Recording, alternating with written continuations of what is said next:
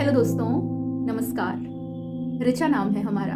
रोज कविताएं और कहानियां सुनाती हूँ आपको। आज कोई कविता नहीं सुनाऊंगी, आज अपने जीवन की जुड़ी कुछ बातें बताऊंगी।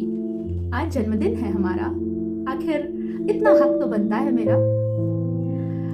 जन्मदिन की जो पहली याद मेरे जहन में कैद है वो कुछ यूं है कि गांव में एक बच्ची है और इस गांव में वो एकमात्र बच्ची है जिसका जन्मदिन एक विशेष समारोह के तौर पर मनाया जाता है। उनमें शामिल बच्चों के चेहरे देख वो बच्ची सोचती है कि आखिर इन बच्चों का जन्मदिन क्यों नहीं मनाया जाता। वो इतनी छोटी है कि इन बच्चों का जन्मदिन नहीं मना सकती।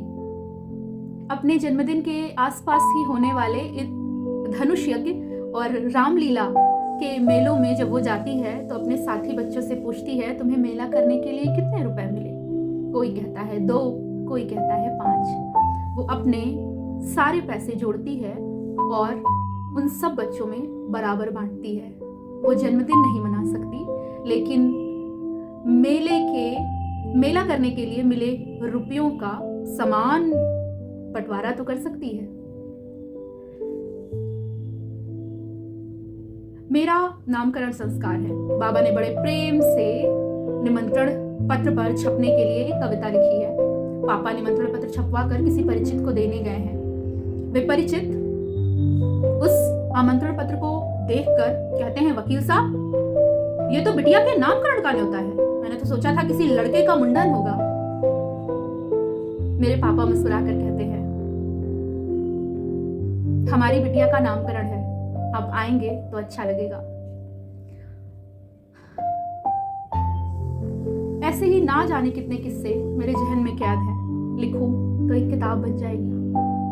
आज जब मुझसे कोई कहता है कि मैं आपको देखकर सोचता हूं कि हमारी बच्चियों की परवरिश ऐसी ही होनी चाहिए। कोई मुझसे कहता है कि मैं चाहता हूं हमारी बेटियां तुम जैसी बने। अभी कल ही किसी ने मुझे मैसेज किया कि तुम्हें देखकर सोचता हूं हमारे आसपास की लड़कियां अगर ऐसे ही विचार रखने वाली हों तो कितनी संतुष्टिदायक बात होगी। ये मैं इन सब लोगों से कहना चाहती हूँ, इसमें मेरा कुछ नहीं है। अगर आप चाहते हैं कि आपकी बच्चियां मेरे जैसी बने तो आप मेरे पेरेंट्स, मेरे ग्रैंड पेरेंट्स, मेरे घर पर काम करने वाले बुजुर्गों, मेरे घर पर काम करने वाली स्त्रियों, मुझे असीम स्नेह देने वाले परिचितों, मुझ पर अपना अहेतुक स्नेह बनाए मेरे गुरुओं की तरह हो जाइए।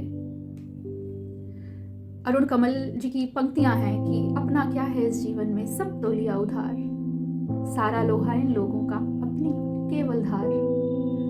मैं कुछ नहीं हूं, मुझे इन्हीं कहानियों, इन्हीं मूल्यों, इसी परिवेश ने ही गढ़ा है। मेरे भीतर की भावुकता, कल्पना शक्ति मुझे दादी से विरासत में मिली है। मेरे भीतर की बौद्धिकता, पढ़ने की ललक मुझे मेरे बाबा से उत्तराधिकार के तौर पर मिली है। मेरे भीतर का आत्मबल मेरे पिता की देन है। मेरे भीतर विश्वास करने की शक्ति मेरी माँ की देन है। मेरे भीतर की रचनात्मकता मेरे चाचा से मुझे विरासत में मिली। मेरे भीतर जी तोड़कर मेहनत करने की क्षमता मेरी चाची से मुझे मिली। अहेतुक स्नेह देने की क्षमता मेरे घर पर काम करने वाले बुजुर्गों से मुझे मिली। मेरे भीतर दुनिया को समझने, देखने का जज्बा उन शिक्षकों ने जगाया जो मुझे अनायास ही किसी सरकारी स्कूल, कॉलेज में, जहां लोगों को कोई उम्मीद नहीं होती, वहां मिले। उन्होंने मेरे भीतर संभावनाओं का बीज रोपा। मेरे भीतर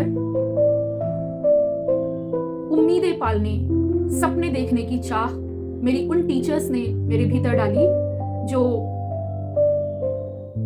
खुद अपनी जिंदगी की लड़ाइयां लड़ती रहीं, लेकिन उन्होंने हमें संघर्ष करने और सपने देखने का हौसला दिया।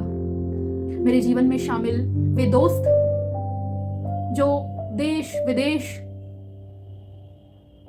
दूसरे शहरों में रहकर भी जिन्होंने मुझे एक नई दृष्टि, नए ढंग से सोचने की सामर्थ्य मेरे भीतर भरी।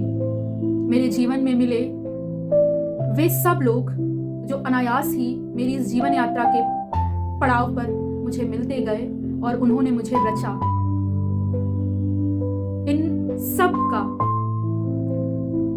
हिस्सा जो उन्होंने समय के साथ मुझे गढ़ने में लगाया,